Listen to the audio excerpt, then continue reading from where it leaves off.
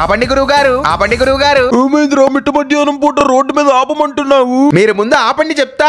ఏంట్రో నీ గోళ? ఇందాక నుంచి దారం తగిన గాలిపటం లాగా వెళ్తూనే ఉన్నారు. మరో పక్క ఎండ చూస్తేనేమో 40 డిగ్రీలు ఉంది. అమావాస్య నాడు మనకి ఇది అవసరమా చెప్పండి? ఆపరా అప్రోచపు ఎదవా. ఇన్నాళ్ళు నేను నీ దగ్గర ఒక విషయం దాచారా. నేను ఒక అమ్మాయిని ప్రేమించారా. ఏమిటి?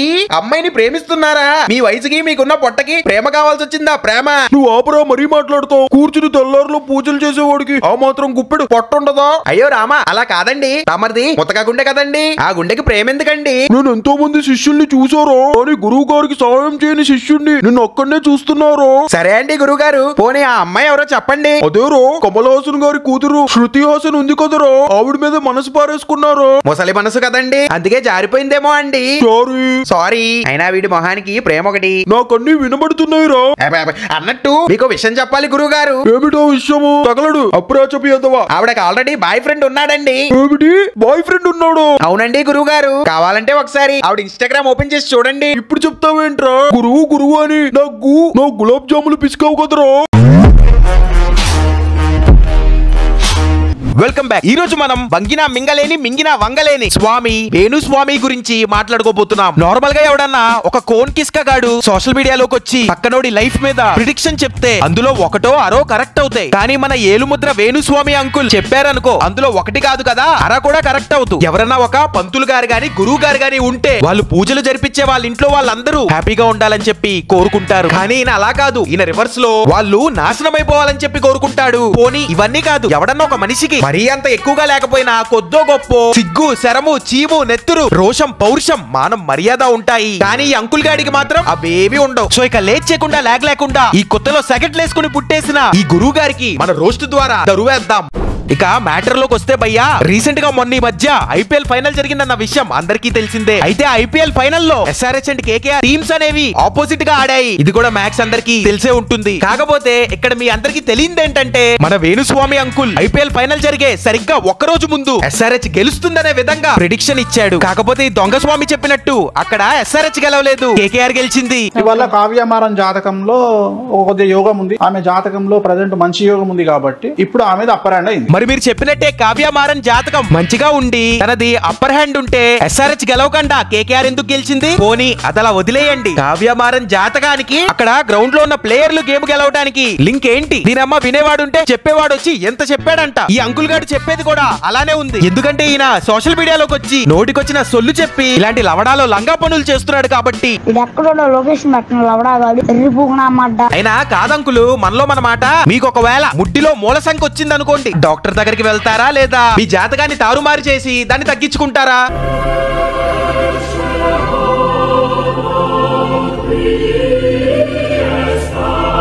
ఇకపోతే ఈయన ఎంత పెద్ద దెబ్బెంగాడంటే భయ్యా, లాస్ట్ ఇయర్ తెలంగాణలో రేవంత్ రెడ్డి గారు సీఎం అవరని కేటీఆర్ గారు సీఎం అవుతారని చెప్పి చెప్పాడు. కాకపోతే అక్కడ కేటీఆర్ గారు సీఎం అవ్వలేదు, రేవంత్ రెడ్డి గారు సీఎం అయ్యారు. సో ఈయన చెప్పిన ప్రిడిక్షన్ అక్కడ కూడా రాంగ్ అయ్యింది. సో ఈయన ఇలా చెప్పినందుకు లాస్ట్ ఇయర్ ఈయన్ని గట్టిగానే ట్రోల్ చేశారు. అయితే ఈయన మీద వచ్చిన ట్రోల్స్ కి రీసెంట్ గా ఒక న్యూస్ ఛానల్ ద్వారా రియాక్ట్ అయ్యాడు. ఎలా అయ్యాడో చూడండి. ఒకవేళ తెలంగాణలో టీఆర్ఎస్ వస్తే, అప్పుడు ఏమన్నా నేనంటే, ఒకవేళ తెలంగాణలో మూడోసారి టీఆర్ఎస్ వస్తే డైరెక్ట్ గా కేటీఆర్ సీఎం రాసి పెట్టుకోండి అని. ఏంటి అంకుల్ ఒకవేళ అని చెప్పారా? ఓహో, ఈ మాత్రం దానికి నువ్వు చెప్పేది ఎందుకు అంకుల్? ఏ గొట్టంగాడైనా చెప్తాడు. దీనికి మళ్ళీ జ్యోతిషం అని చెప్పి పేరు ఒకటి. వేణుస్వామి అంకుల్, నువ్వు దేవుడి దగ్గర ప్రసాదం తినమంటే తింటావు గానీ అదే దేవుడి పేరు చెప్పి ఇలాంటి పనులు చేయడానికి నీకు సిగ్గు మాత్రం ఉండదు. ఓం నమో వెంకటేశాయ.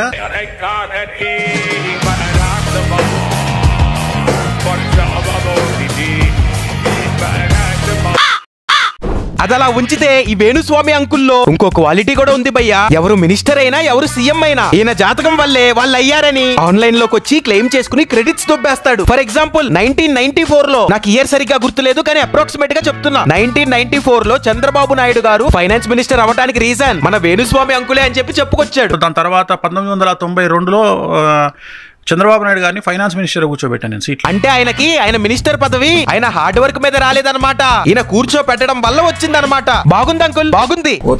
ఈయన చంద్రబాబు నాయుడు గారి విషయంలోనే కాదు, జగన్ గారి విషయంలో కూడా ఇలానే అన్నాడు. జగన్ గారంట ఈయన జాతకం చెప్పడం వల్లే సీఎం అయ్యాడంట. చాలా ఇంటర్వ్యూస్ లో చెప్పుకున్నాడు. అరే అంకులు, వాళ్ళకి వీళ్ళకి జాతకాలు చెప్పి మినిస్టర్లు సీఎంలు చేసే బదులు నువ్వే నీ మీద ఏదో ఒక పూజలు చేసుకుని నువ్వే సీఎం అవ్వచ్చుగా. లేకపోతే ఒంగుని తిన్నగా నీ ఉల్లి నువ్వు చూసుకోలేవు, నువ్వు పక్కనోడికి చెయ్యి చూసి జాతకం చెప్తావంట.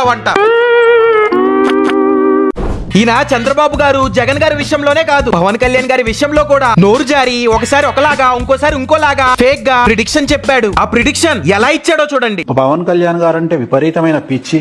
ఓకే, జగన్మోహన్ రెడ్డిని ఓడగొట్టి రేపు పవన్ కళ్యాణ్ సీఎం కావాలా? చూశారు కదా, ఇప్పుడు సేమ్ అదే పవన్ కళ్యాణ్ గారి గురించి ఎలక్షన్స్ కి ముందు ఏ విధంగా ప్రిడిక్షన్ ఇచ్చాడో చూడండి. పవన్ కళ్యాణ్ ఈసారి గెలవడు, అసలు పవన్ కళ్యాణ్ కు ముఖ్యమంత్రి అయ్యే యోగం లేదు అని కుండలు బద్దలు కొట్టినటువంటి వీడియో. ముఖ్యమంత్రి యోగం లైఫ్ లాంగ్ లేదు, రాసుకోండి. బేసిక్ గా ఈయన చేసేది ఇదే భయ్యా. ఒక పర్సన్ ని టార్గెట్ చేస్తాడు, ఆ పర్టికులర్ పర్సన్ గురించి ఒక ఇంటర్వ్యూకి వెళ్ళి పాజిటివ్ గా చెప్తాడు, ఇంకో ఇంటర్వ్యూకి వెళ్ళి నెగిటివ్ గా చెప్తాడు. ఏది ఏమైనా ఈయన చెప్పిందే కరెక్ట్ అనేలాగా జనాలని బ్రెయిన్ వాష్ చేసి మ్యానిపులేట్ చేస్తాడు. ఈయన చేసే ఈ బిజినెస్ ని చూసి చాలా మంది ఈయనకి హ్యూజ్ అమౌంట్స్ లో మనీ పే చేసి ఈయన చేత జాతకం చెప్పించుకుని మనీ పోగొట్టుకుని బలయ్యి గొర్రెలుగా మారతారు. మన ఇండియాలో అందరూ ఎలా ఉంటారంటే ఎవడన్నా వచ్చి లాజిక్స్ మాట్లాడితే వినరు, మ్యాజిక్లు చేస్తే నమ్ముతారు.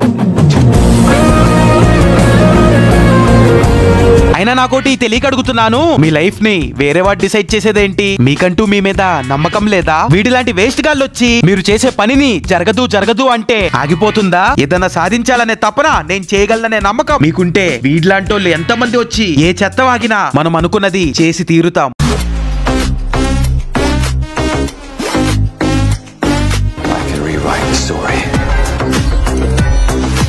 ఇకపోతే మన వేణుస్వామి గురువు గారిలో ఇంకో యాంగిల్ కూడా ఉంది. అదేంటంటే ఆయన పెద్ద రసికుడు. ఎంత పెద్ద రసికుడు అంటే అమ్మాయిల దగ్గర పూజలకి డబ్బులు తీసుకోడంట, ఇంకేదో తీసుకుంటాడంట. మరి ముఖ్యంగా అమ్మాయిలకు సంబంధించి ఆల్మోస్ట్ ఆల్ అమ్మాయిలకు సంబంధించి నేను ఎక్కడ డబ్బులు తీసుకుని హీరోయిన్లకు సంబంధించి కామాఖ్యలో నేను చేసే పూజ, వాళ్ళతో పూజ చేయించేటువంటి బిల్లు ఓన్లీ పూజకు మాత్రమే 150,000. హోటల్ రాడిసన్ బ్లూ హోటల్ ఖర్చు, ఫుడ్ ఖర్చు నేనే పెట్టుకుంటాను. ఏంటి గురువు గారు, హీరోయిన్ల దగ్గర సంభావన తీసుకోకుండా రాడిసన్ బ్లూ హోటల్ ఖర్చు, ఫుడ్ ఖర్చు మీరే పెట్టుకుని పూజ చేయిస్తారా? పూజ ఎందుకు? హీరోయిన్స్ మీద మీకంత స్పెషల్ ఇంట్రెస్ట్ ఎందుకు? కొంపతీసి హీరోయిన్స్ తో స్పెషల్ పూజ చేయిస్తారా ఏంటి?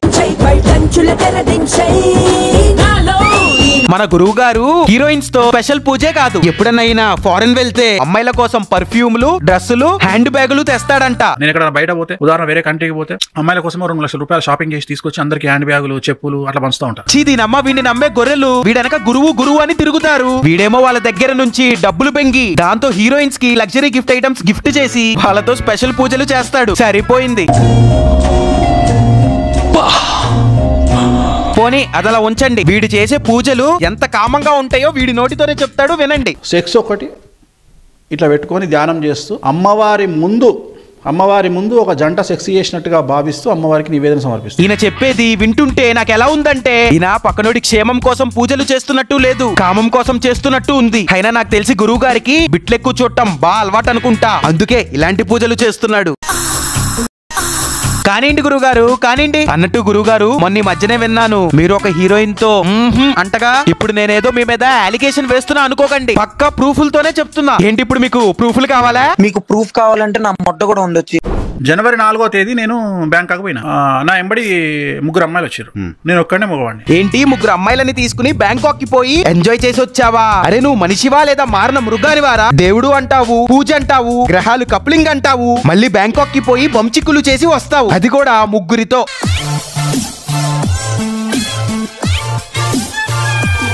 ఇప్పుడు బ్యాంకాక్ కి వెళ్ళటం తప్పు కాదు భయ్యా, కానీ యూట్యూబ్ లోకి వచ్చి నీతులు మింగి బ్యాక్గ్రౌండ్ లో ఇలాంటి ఏతులు మింగటం తప్పు అంటున్నా. పోనీ వీడిలా ఏతులు మింగితే మింగాడు, వీడిని గుడ్డిగా నమ్మే హౌలగాళ్ళు ఉన్నారు కదా, వాళ్ళకన్నా ఉండాలి. అరే బాబు మీకే చెప్తున్నా, ముందు వీడిని నమ్మటం ఆఫ్ చేసి just go get a life, have some confidence in life. Me confidence ని వీడు చెప్పే మొగ్గలో మాటలు వల్ల దెబ్బ తీసుకోకండి.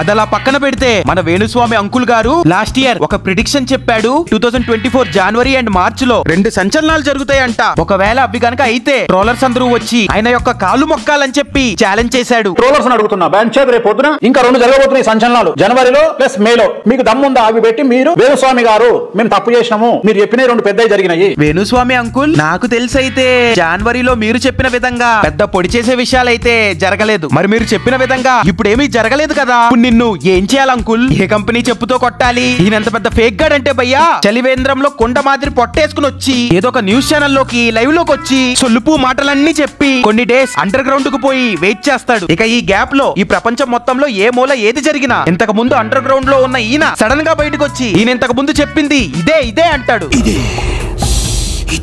ఇప్పుడు మీలో కొంతమందికి కొన్ని డౌట్స్ రావచ్చు. ఎందుకు బ్రో నార్మల్ గా రోస్ట్ చేయొచ్చు కదా, బాడీ షేమింగ్ ఎందుకు బ్రో అని. బ్రో మీరు ఎప్పుడన్నా నా ఛానల్లో ఎవరినన్నా రీజన్ లేకుండా బాడీ షేమింగ్ చేయటం చూసారా? కానీ ఈయన ఎందుకు చేస్తున్నాను, ఎందుకంటే ఈయన జాతకంలో ఈయనకి బాడీ షేమింగ్ యోగం ఉంది. ఈయన జాతకంలో ఉంది కాబట్టి చేస్తున్నా, లేకపోతే చేసేవాడిని కాదు.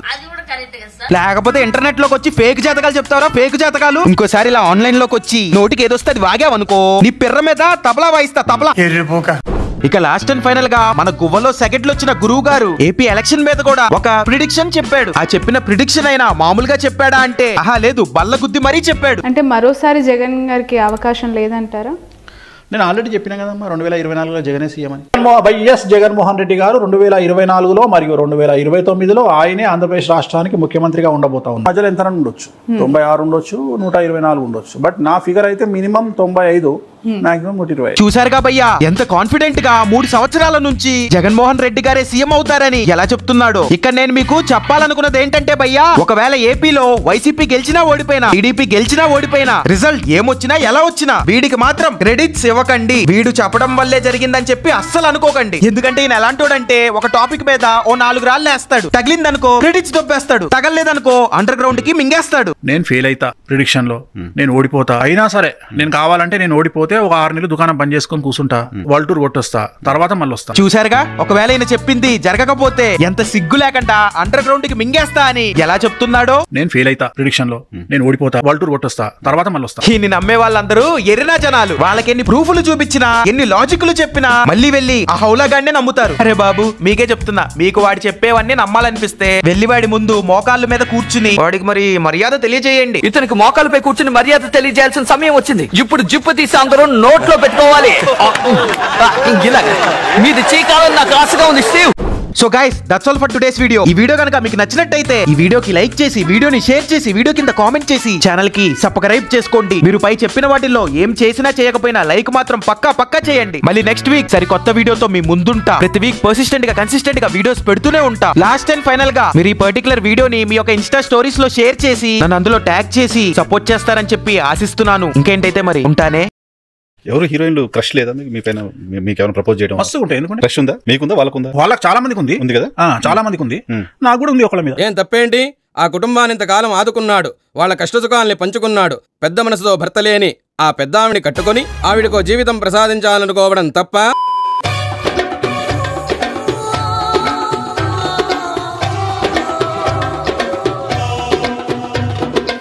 Love is just a history that they may prove, and when you're gone, I'll tell them my religion's you. When Pontius comes to kill the king upon his throne, I'm ready for their stones. I'll dance with my hands up.